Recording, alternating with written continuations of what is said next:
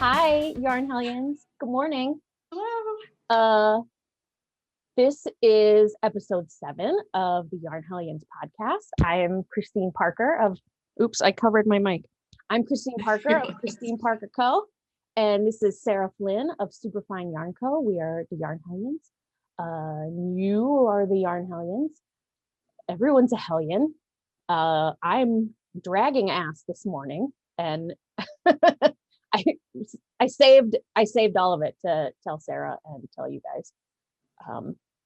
So before I start complaining about the morning that I've had, Sarah, do you have anything you want to add? And no, That's been going on. Okay. All right. So let me tell you about my morning, you guys. So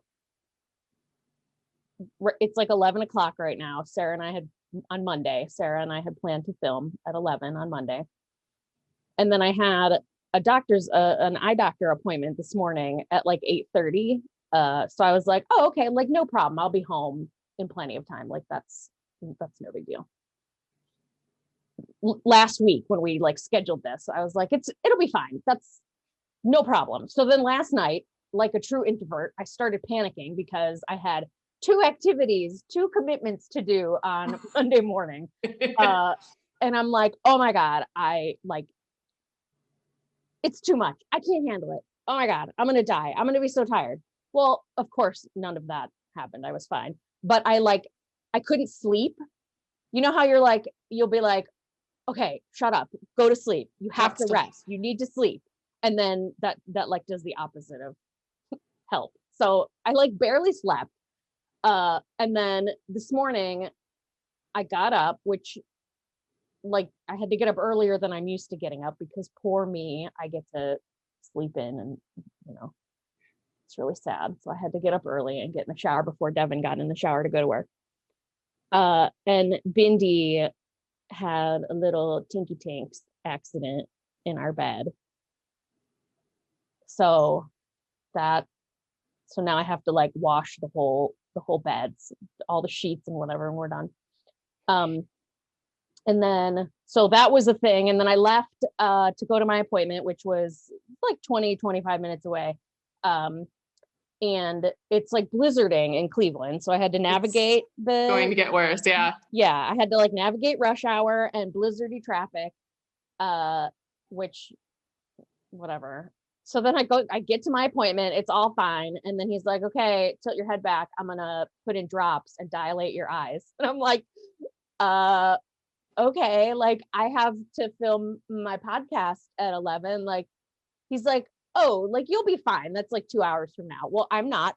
You probably can't tell. Can't tell. My eyeballs feel huge. Everything is so bright. I feel like I want to wear sunglasses. Oh my God. So that was that. My eyes feel weird. I drive home, no problem.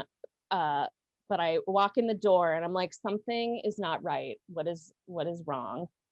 And I go to let Bindi out of her crate, and she, poor thing, had pooped in her crate. She couldn't hold it. And this is all like, now I had to like deal with multiple areas to clean. Oh my God. I had to give her a bath.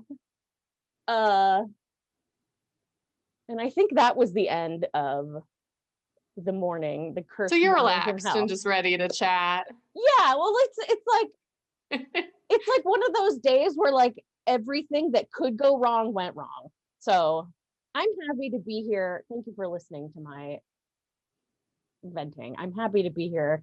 We can talk about yarn. We can talk about knitting and books and whatever, and I can chill. And then I'm gonna go take a nap. Because wow. So that's what's been going on with me. What's going on with you, Sarah? Not much. This is kind of a slow week for me. This is the part of the month where I dye I've started this, it's like a subscription for yarn shops. Instead of having to do like a big wholesale order, and especially with shops, not having as much foot traffic, I'm offering, it's called Club Yarnton.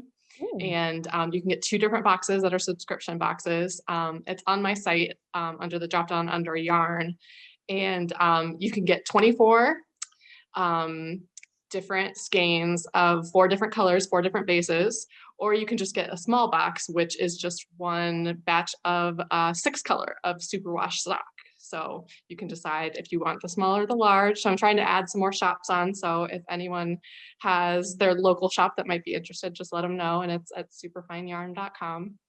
So I was testing before to see if I could tip up the trays that died yesterday. And no, I was spilling water. So Dean had the right idea to show you. That's one of them. This is the DK that's going to go out. So they have to order by the 10th to get for the next month. So I'm dying, and these will ship out for March.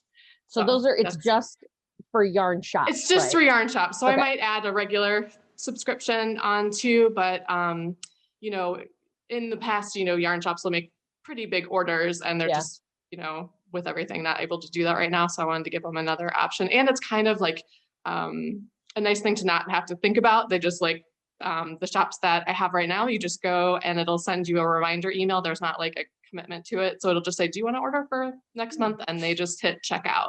So it's not like, you know, you have to like go through a lot of, you know, clicking and things. It's just like order for next month. So I can't imagine trying to like keep track of a whole shop inventory. That sounds hard. Like I have like my 10 different stickers and some pins and stuff, and I'm like, oh my God, it's too much.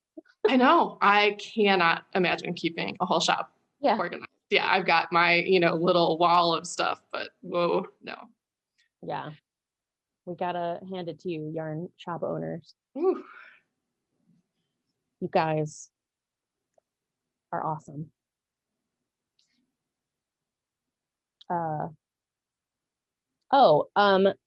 I started, this is like not that relevant to anything, but like I've been feeling like shit lately. So I'm like, all right, maybe you should try moving your body like once in a while instead of just sitting on the couch.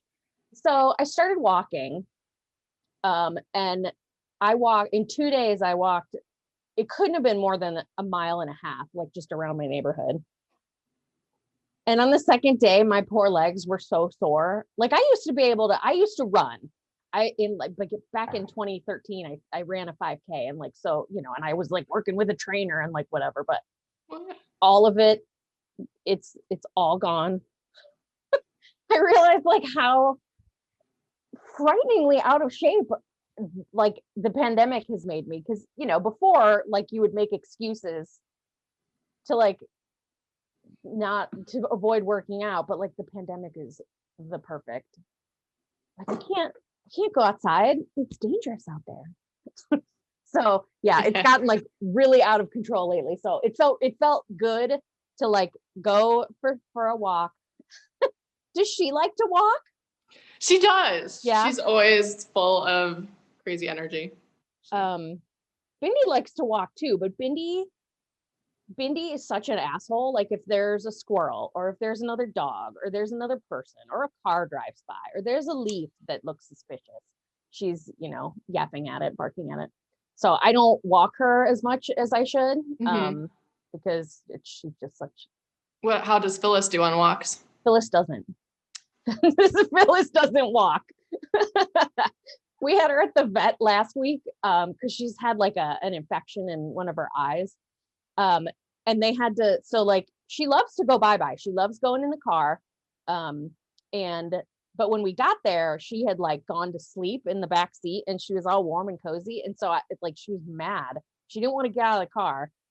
So I like had to get out and pick her up and physically put her on the ground. And then she didn't want to go inside. So the poor vet tech had to drag her. Like, have you ever seen those? She didn't lay down like and refuse to move, but she was like not having it. So yeah, she has no interest in going outside. She's my introvert, and Bindi's my extrovert. So she walks really well. Dexter, because he's a beagle, and I actually looked it up online because he smells and I'm not talking like, oh, I'm gonna sniff this like lamppost every 6 inches. we have to like full stop and smell this thing because it's so interesting. So because I thought, oh, I'm gonna start running with him. This is a few years ago, and I'm like physically no way to do it. Yeah. And he does, after a few blocks, he kind of gets a little out of his system. He'll walk a little better, but what? This is my God. not fun. You have to like go for a walk before you can go on your walk. Oh geez. Dog a couple ownership. years ago I did so what am I saying? I lost my train of thought. Oh no. Because my morning was just so bananas. So I have like, I really love to learn stuff, and I also have ADHD. So like, I'm like, I want to learn this, and I'm gonna start a business doing that, and I'm gonna, whatever. So I'm like, I've got my little paws in everything. So a couple years ago, I did a certificate program, and technically, I'm a certified canine obedience instructor. I never did it professionally, but I have the certificate. Where was I going with that? Oh, so during the part of the program was to, I had to do an internship with a local shelter and like a professional trainer at a local shelter. And so she like supervised and I practiced training shelter dogs and like walking them and whatever. And that was really fun but also scary because they were big, untrained pit bulls. Only one ever really scared me. He was big, and he hadn't been fixed yet, and he mounted me, and he tore a hole in my sweater. Oh my gosh. So that was traumatic. But other than that, they were really fun. And so I was just thinking the other day, I'm like, I wish I had a dog that would walk nice and I could take for walks. But I was thinking I should go back to the shelter and see if they need a volunteer to walk some scary pit bulls. So maybe that'll be on the horizon. I don't know. It's so cold outside. I'm jealous of your job, Sarah, because you can like walk around downtown. And I can. Yeah, it's not fun now because it's cold. Yeah, but it is nice to be able to just walk out for lunch and like have 20 places you can pick from. Yeah, that's awesome. I don't know. That's all my. Yeah, me too. Okay. Let's chat about local businesses. Yay! And I've already been showing off my at the Hildebrandt, my next door neighbor is Billy Ritter, and he is a ceramic artist. So follow him on Instagram because he does like little, he'll throw different vases, and he's been doing a lot more kind of live stuff. So he has all sorts of things, and he's really talented. So I'll give him a plug. I'm obsessed with handmade mugs lately. I started following a bunch of ceramic artists on Instagram, and they're just so beautiful and so talented. It's such a cool. And and if you've ever done it, it looks easy, but there's a lot that goes into it, like the firing and there's so much, like getting the glazes right, and there's a lot. I feel like even shaping would be really hard. It is. It doesn't just happen. They make it look easy because they've done it forever, but it is kind of mesmerizing to watch. So that's my local business. Billy Ritter. You have the coolest people in the Hildebrandt building. No, so lucky. Really fun. Well, now I want a Billy Ritter mug too. So we were thinking, like every episode we try to have a special topic, and we were like, we don't really know what to talk about this time. So we decided we're gonna like go over some stuff that we've been brainstorming for the course of our podcast, and then we want to know what you guys think. Like, what do you want to see from us? Like we have some ideas that now I have forgotten. Well, like we know we want merch. We want to have merch one day, like Yarn Hellions stickers and maybe pins, t-shirts, whatever. That'll be that's I for sure want to do that. Yeah. But I have to like finish designing our logo. So as soon as so let me see. Today's Monday. This episode goes live on Friday. So after this week, the Paramellowgram Wrap pattern will be out, released, and then I'll have like space in my brain Nice. to do some other stuff. So that's one of the things that's on my list, is to finish up that logo and so we can get some like merch and stuff going, because We were talking that'd about be really fun. maybe like a Zoom meetup too. Yeah, like I had done I'd hosted a couple of like, virtual Zoom meetups. We could totally put together a Yarn Hellions one for you guys if you want to like meet each other and talk about knitting and just hang out. It was really fun when I did a couple just for my personal dogs are invited. What else did we talk about? Like either read-alongs or knit-alongs, maybe? Oh yeah. That for sure. I would love to do a book club, like where, you guys suggest books for us to, that we should read, and then we could like vote on them and pick a book once a month and all read it together, and then talk about it in the next episode. I would love to do that. And what did you say? Knit-along? Like a knit-along too. Yeah. Yeah, that would be really fun. Or I'm sure there's things we're not thinking of. Yeah, that's why we're asking you. Yeah, we want to know what do you want to see? What sounds fun to you? What are there topics we could cover that we're not talking about? Do you want more yarn, more knitting patterns, more dogs, more books, less? Yeah. We got a lot of comments about the knitting patterns last time. So I was thinking we should probably, like, if we do have ones that we really like, we should share them just, on more shows, because we got so many. I tried to put as many of them in the stories as I could, but we get so many good suggestions. I know. I like filled up my Ravelry queue just from your guys' suggestions. That was awesome. And I don't have time to knit anything, even my own stuff. So that we like to ask you a question for our giveaway. So that's our question. What do you want from us? What do you want to see more of or less of, or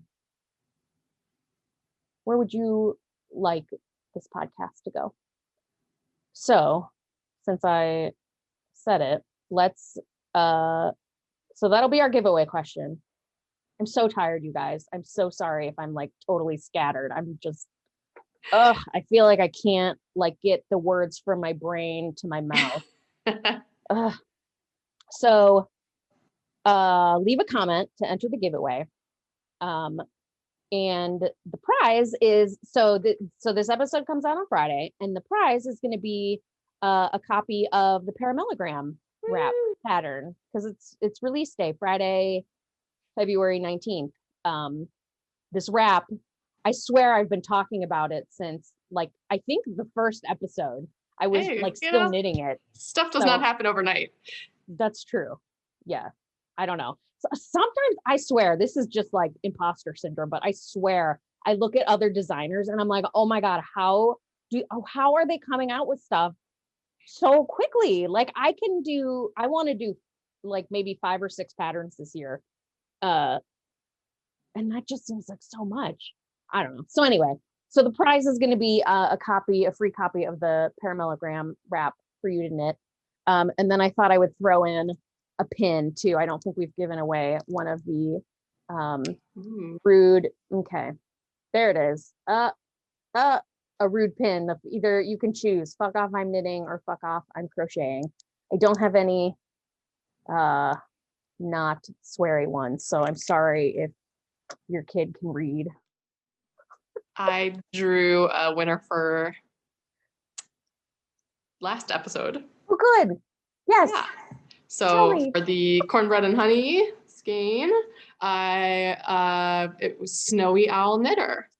So I will send them a message on YouTube. And the person from last time never got back to me. So I think it's probably about time to pick somebody else. Yeah, so I will go through and just make sure they didn't reply. And then I think it's time, after 2 weeks. Yeah, I think it's maybe. Sounds good to me. Yeah, you don't want your shit. I mean, I'll have it. You could give it to me, Sarah. It's fine. Was that the one that was the fuzzy green fibers? Yeah, yeah. She's not fuzzy now green is fibers. Forest Lane Fiber Company. Yeah. Well, that was a pretty skein. So I know it's sitting over there. It doesn't have a home, so I will man. find a new home for it. Yeah. So Sarah, you have some new colorways. I do. It actually is so funny. When we started this, I thought, oh, sometimes I won't have enough because like the shop colors go directly to the shop. They don't stay with me. I'm thinking I won't have enough colors, and I've been okay lately. So you have new stuff every time.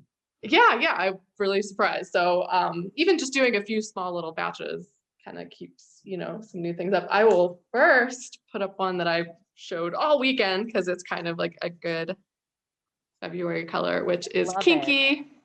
And this is on Riotous Sock, so superwash sock, and just lots of reds and pinks. So fun. Very appropriate since yesterday was Valentine's Day. Definitely. On Romney sock, I have 2 new colors.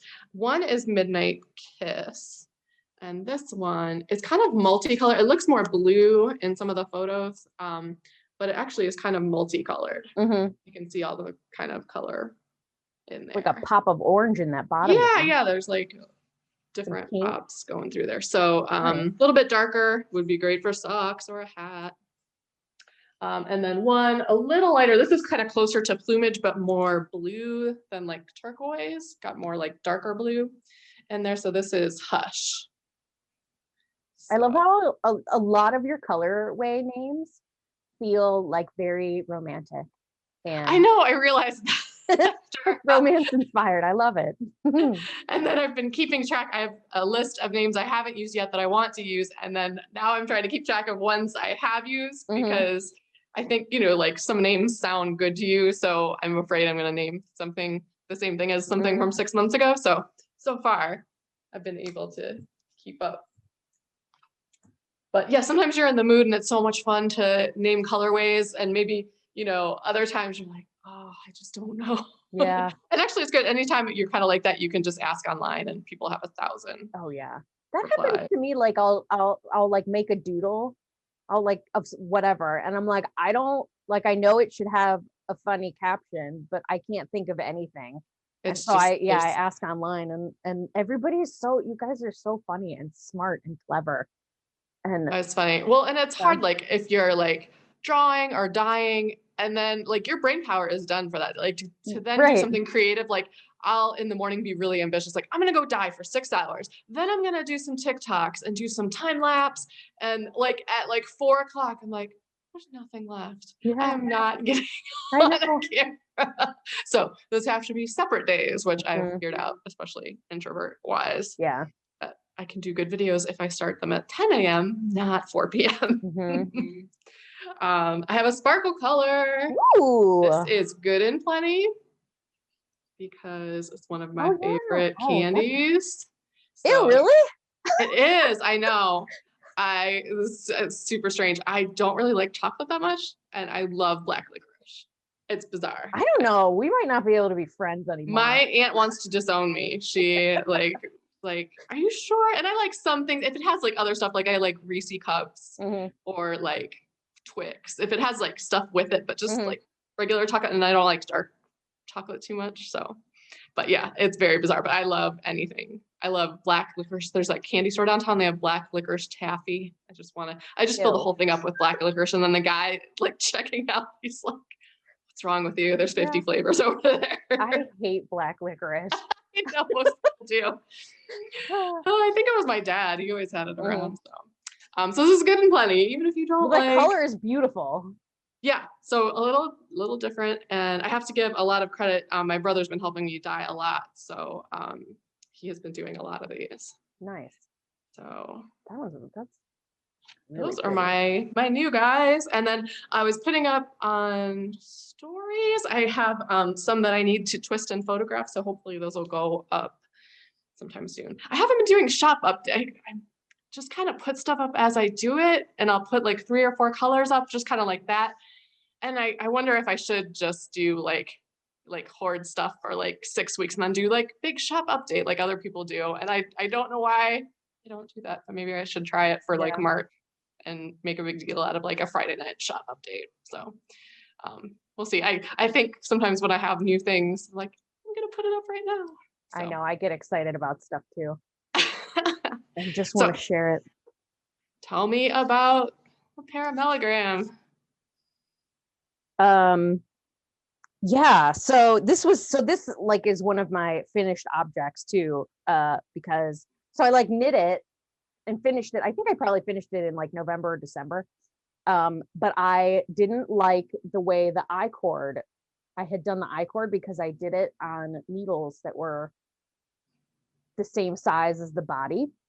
So it was like too tight and it was curling and it wasn't, and I was like, I really don't want to do the I-cord again because it was like, it took me like 3 days and because it goes all the way around, and this thing's really long. So back then I was like, no, this is just how it is. It's fine. But then 2 days ago, I was like, I really want to have some new pictures for the pattern release. I'm going to just rip out the too tight I-cord and reknit it on bigger needles. So I did that. So that, I mean, you can't tell comparatively that it's stretchier, but it is stretchier and it's way more comfy to wear. It drapes better. So yesterday I enlisted my husband Devin as a photographer, and we like went out and took some really cute pictures. And I like, he's an engineer. He's not an artist. He's not a photographer. But I was like, all you have to do, I'm like, I'm going to frame up the photo. I'm going to pose. All you have to do is press the button. Can you handle that? And he did. He did so good. He took a bunch of really cute pictures of me, not to toot my own horn, but I look great. That's awesome. Well, I'll have some of those. I'm excited to put those in the pattern. There'll be some nice pictures with the updated, with the better I-cord. What else is going on? Oh, for the pin club, I ordered the pin club design. And I forgot to sneak in my part. I got my February pin. So excited. Those turned out, I was so happy with the pomegranate. But then we decided to get weird for the March pin. So here you go, you guys. Time for waffles. Yeah, it's flat waffles. So if you want a Twat Waffles pin, I need you to sign up by February 28th so that that's the March pin. So you have to sign up by February 28th to subscribe to the March pin. And then those will start going out around the middle of March. But I'm pretty excited about the really rude Twat Waffles pin. Like, sometimes I have to sit and wonder, like, what? This is my life, and like, it's just so fun. Like, I don't know.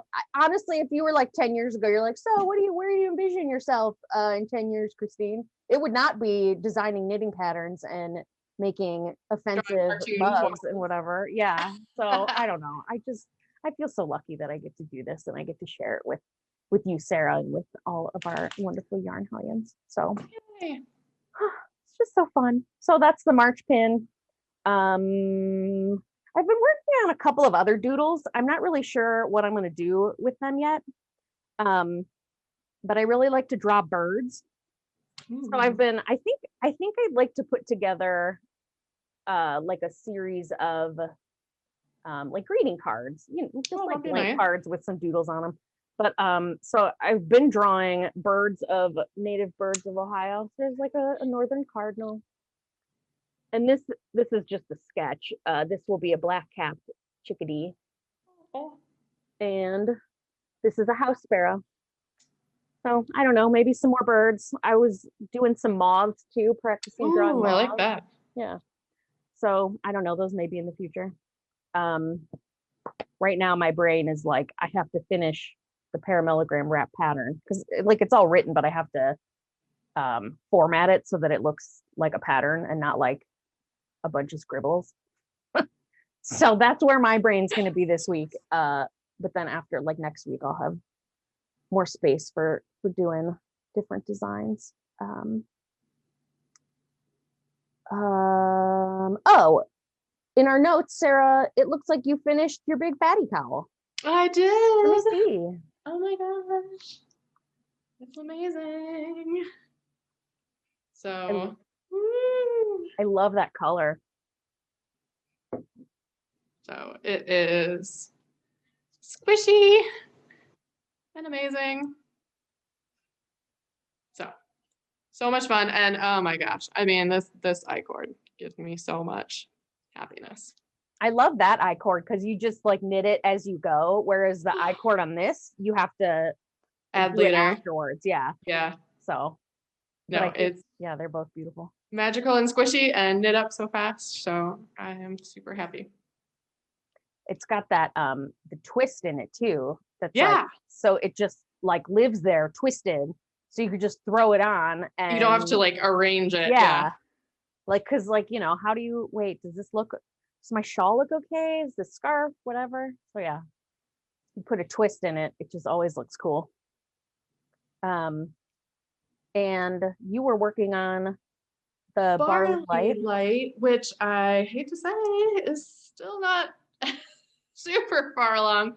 So I probably, I don't know, doubled it, but I need to get to 6.5 inches and I'm like around almost a 5, I think. But nice. That color's fun. Are you alternating 2 skeins? I'm not. This is just a crazy color that I had left over from Lava Lake. So yeah, nice. Just has tons of color all on one. Oh yeah. Oh yeah. So yeah, I meant to take pictures. I was looking at a few 2 patterns I was looking at casting on, a little teeny shawl and mittens, but they both had bobbles. I don't know why the bobbles are so cute to me. But like the whole back of the mitten had bobbles. I was like, oh, it's so cute. So do you remember what pattern that is? I don't. I will we'll put it in the notes. Yeah, we'll link it. Forgot to write it down. But I saw someone was using those little have you seen those little circular needles that are like this? Yeah. It was Meg. Oh my gosh, I'm blanking on her story. She was knitting with those. So I was thinking about trying those for mittens. I would be interested to hear because I feel like people either love those.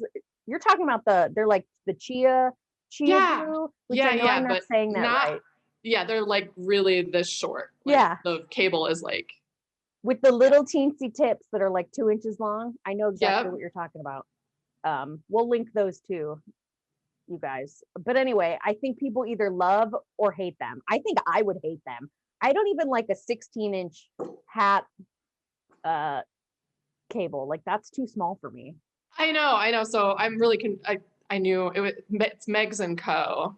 Yarn company. She was doing it and she said she really likes them. So I am just like right on the edge. And those are the interchangeables that I like now are the Chiagu. So how do you say it? I don't know. I always say Chiagu. Okay. Yeah. I was in my head. It's like chia, like Chiagu. Chiagu. And I know there's no way that's right. It's okay. There's a lot of vowels in there. So if somebody knows how to say it, let us know. So yeah, I think I'll something with bobbles is in my future. Nice. Bobbles are hot right now. Oh my gosh. Yeah, I don't have a ton. Is that all your whip? That's it. That's the songbird, but I like did like one more section. So I'm just, yeah, it's been slow knitting, lots of Oh, dyeing. me too. I worked a little bit on my this waffle knit crochet blanket that I've been working on. I got to the next stripe. Wow, I love that orange. Yeah. So I picked like a bunch of, it's like reds and oranges and purples and pinks. Oh, I'm gonna lose my spot. So I've been working on this, and then I did the I-cord on the Paramellowgram Wrap. And then today at the doctor's office in the waiting room, I was working on, this is gonna be hard to see because I'm like in the middle of a row, but my favorite pattern in the whole world, which is the Hitchhiker Shawl. And I really had wished I had a fuck off I'm knitting pin on today, because the fucking iTech dude was like teasing me. He's like, oh, are you knitting me a scarf? That's not my color. Can you make a blue one for me? And I'm like, I don't want to talk to you this morning. So I know you guys know how that goes. If you knit in public ever, everybody's got to comment. Sometime last summer when I was like sitting outside on my deck, our neighbor would call, like he'd come outside his house and he'd yell over the fence, hey, is that for me? I'm like, what? Yes, it's for you. I feel like, you know, now that I think about it, when I was in college, there was a kid in one of my classes that would always ask me, are you making that for me? No, I'm not. Get out of here. Why do men do that? Now that I'm thinking about it, I don't think a woman has ever said that. Yeah. So entitled. That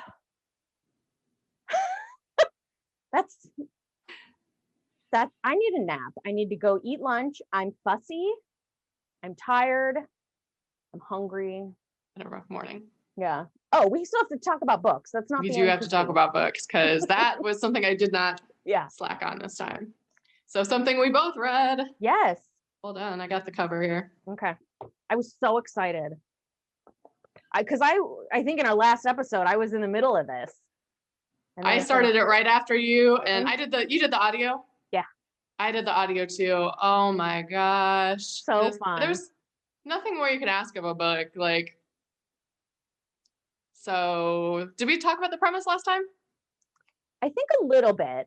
Okay. So there's a woman president of the United States. Her son is the first son.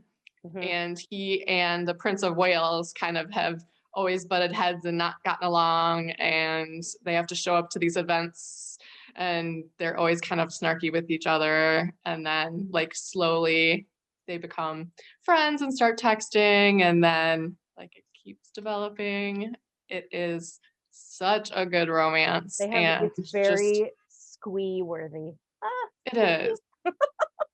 And like all the friendships, like the relationships with like the parents are good. And I think like his relationship with like his sister and then, you know, the other friend is really good. All the side characters were like really interesting and funny and had great dialogue and whatever. It's not just, you know, sometimes you'll get like a romance and it's like only the two main characters are like you only care about them, but like I want to read about, you know, all the Sean, the Prince of Wales security guard. Yeah. That's who I want a book about, because he was like super interesting. Yeah. It's like the thing that's interesting about this romance is like, so typically the way a romance story arc works is like the romance has to falter at some point. Where it's like the big breakup, like they, you know, they're in love, but then something happens and they're doubting each other. There's obstacles. Yeah. And that never really happened in this book. It was like the big, what do you call it? The antagonist of their relationship wasn't each other and their romance. It was like outside society and how are they going to be how are they going to be perceived by the public, and what is it going to do to their political careers, and you know, all of this stuff. Because in case we forgot to mention it, it's two dudes. It's a gay romance. And so that I thought was really interesting. I love her orange sweater. There are I people had that to are take daring to Bindi. walk What's past the that? studio. Sorry. What did you say? There's people who are daring to walk past here, so Oh. she's got to tell them. Yeah.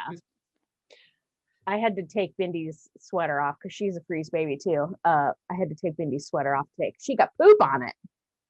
Because that's the She's got morning poop I've on had. everything. Yeah. Oh my God. Yeah. So you guys go read the Red, White, and Royal Blue by Casey McQuiston. Please. We highly recommend the audiobook. The narrator was really good. Like did you laugh out loud? Like I would just be cackling alone in my house listening Really, to that book. so good. Yeah. Now I want to go reread it. Cause like You want to go read what? I want to reread it because sometimes you just get an audiobook and it's just so it's sort of like Bridgerton where it's just like it's good, like the romance is good and the characters are good and it's like aesthetically pleasing for your eyeballs and you just like it's just very comforting, totally a comfort read. Definitely. I did another book on audio, which was the audio narration was amazing because it had like 5 or 6 different point of views. So it switched around each chapter, which is The Guest List by Lucy Foley. Oh my gosh. It is suspenseful.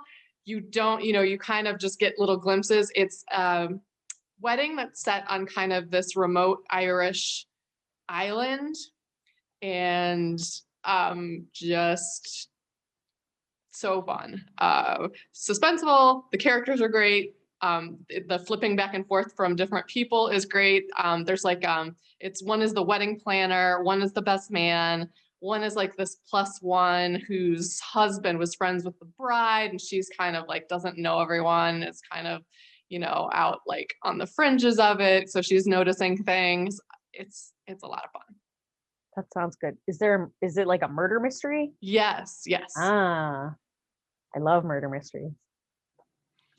So love that one. So I've been doing a lot more mystery lately.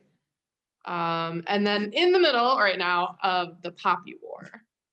So this, and just kind of at the beginning, it's kind of like a fantasy alternate world, and she is an orphan and gets into this military academy. She tests into this academy that really only rich kids get into.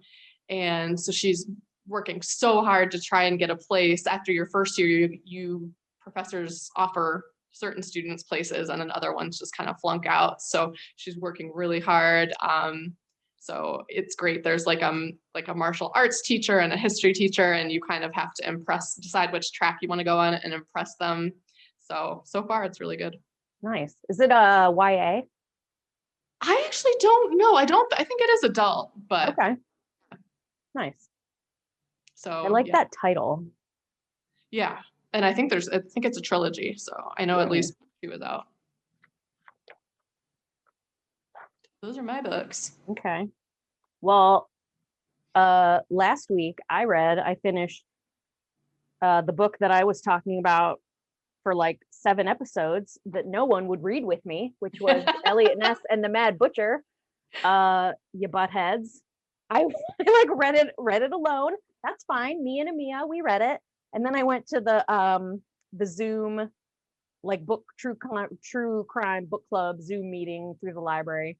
And like everyone who was there pretty much agreed that the book was really disappointing in that like, so the title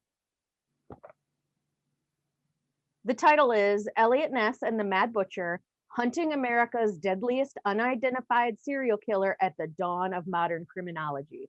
So like that indicated to me that there was going to be a lot of shit about this, the torso killer and like the case. And it wasn't. It was like all about Elliot Ness and the history of the Cleveland Police Department. And, there was a bunch of mob stuff in there, which I don't care about that. so like everyone was like, oh, this book was really disappointing. But the cool thing about the presentation was that the director of the Cleveland Police Museum came and did did a presentation talking about some of the artifacts that they have from that case that they have in the museum, and Wow. like telling us about how the accepted version of the story that they talk about, that they present at the museum, how it differed from what the author presented in the book. And she some of the stuff that she showed us, she showed us a couple of postcards from the killer to Elliot Ness, who was he wasn't in the police department. He was like the safety director of Cleveland in the 30s or something. But the killer sent these bananas postcards to Elliot Ness. Yeah, and they have them now in the museum collection. So she showed us some pictures of that, and then she showed us some death masks that they made of a couple of the victims to try to get them identified, and they have those masks in the museum collection now too, and they're so creepy. I don't know if you've ever seen a death mask. No. It's like they make a mold of the person's face, the corpse, and then display it to the public so that to see if anybody can identify them. So they don't put pictures of corpses in the paper. I think that they did that too back then. Yeah. They did weird stuff like that. That would never happen now, but yeah, in the 30s, yes, they would do that. And they would invite people. There was, I can't remember which victim it was, but they had one of the victims' bodies and maybe a head. I don't know. There was a lot of dismemberment. So it might have just been parts, but they invited the public to come to the morgue and just look at this body. And so 2,000 people came and filed through it was a museum exhibit. And they never, even that, they weren't able to identify the victim. But so anyway, so the presentation was way better than the book. And now I am interested to go see that museum. It's right downtown. It's probably, I don't know where. I'll have to look it up. I've heard of it, but I don't know where it is. Well, anyway, so it's not open now because they're renovating and they're redoing a bunch of their exhibits, and also coronavirus. They're going to be closed until that whole situation is whatever. So, so yeah, I read that, and then I just finished another audiobook called The Dinosaur Artist, which is true crime also, but not no one gets dismembered except for the fossils, the dinosaurs. They're in pieces. So the Dinosaur Artist, it's by Paige Williams, and it's sort of an exploration of who has the right to fossils and other natural history artifacts. So is it the person who finds it? Is it the person whose property it was on? Is it the state or the country where the object was found?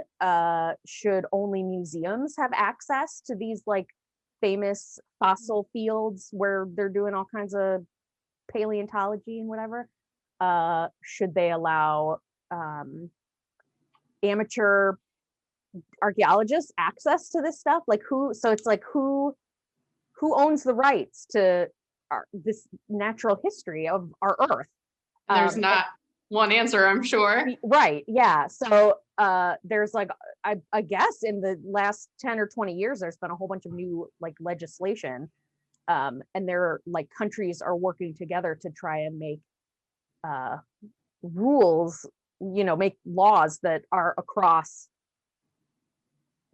the world, so that everybody's on the same page, because the book follows this case of a guy he's from Florida, and he's super into fossils and whatever, and he's just an amateur, but he gets involved with a dinosaur digger upper. Sorry, my brain. Archaeologist. Thank you. who's like digging up these bones in Mongolia and selling them to auction houses in America, and then the auction houses are like auctioning them off to celebrities for $500,000 and whatever. So the dinosaur artist, his name is Eric, so he like buys a bunch of fossils, like raw fossils, rocks basically, from this dude in Mongolia, and they like ship them to America so that Eric can clean them up and like, you know, build them into what we would now recognize as like a dinosaur skeleton that you would see in a museum. But they like fudge the customs forms a little bit to like instead of being like, yes, we are importing dinosaur fossils, Right. would be like, it's a reptile skeleton. So like, it's not a lie, but like, you're not being totally honest about what shit is and where it's coming from. So he gets busted. And so there's like a whole court case and whatever, and they're trying to decide, like, did he commit a crime? Like, you know, what are the laws in Mongolia about fossils? What are the laws in the US? Like where, you know, so there's like a whole discussion about who owns the fossils, who gets the right to them. Should fossils that were taken out of Mongolia be returned to Mongolia? What about the museums that are studying them, et cetera, et cetera. So it was really interesting, especially if you are into like natural history and bones and shit. So there's this, in part of the book, they talk about fossil poachers, which are just like people who are unauthorized to dig, and like they steal shit, essentially, like the fossils from these fossil fields, and sell them on the black fossil market. And so as I'm like reading this, I was like, oh, people who are unauthorized to take fossils out of state or whatever, like there's a story from my childhood that my grandma stole a piece of petrified wood from the petrified forest in Arizona, and I actually have it. Oh my gosh. And like, so this story, like they've always talked about how grandma, she like smuggled this rock out, but it's wood. I don't know if you can see, it's got the ring. Yeah. So, and it didn't occur to me until I was reading that book that this is actually a fossil, and it's an illegal fossil that I have. Guys, don't tell anybody, because I'm not giving it back because I love it. But the book would argue, Christine, maybe you should send it back to the Petrified Forest Park in Arizona. But my grandma stole it in like the 80s, where I don't think there were laws at that point, or maybe there were, I don't know. But yeah, it just made me laugh reading that book that I have that rock now. So that's my books. Nice. Yeah. Interesting. How did you pick that one?